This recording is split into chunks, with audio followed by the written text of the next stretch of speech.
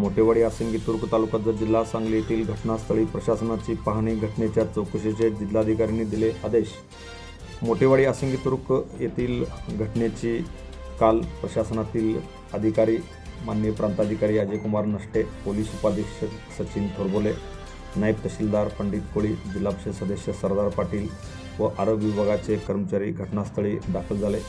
यावेळी doctor Sushant Burkule, doctor Viresh Poddar, doctor Dayanand Waghole, doctor Sadanand Mathpati, doctor Sudhir Chavan, doctor Amol Patil या स्थानिक डॉक्टरांनी जखमीवर उपचार सुरू केलेले आहेत। दरम्यान या घटनेची पाहणी जिल्हा परिषद सदस्य सरदार पाटील, शिवसेनेचे तालुका युवा प्रमुख माननीय प्रवीण आवरादी यांच्यासह अनेक पदाधिकाऱ्यांनी घटनास्थळी दाखल होऊन सर्व जखमींना मदत केली।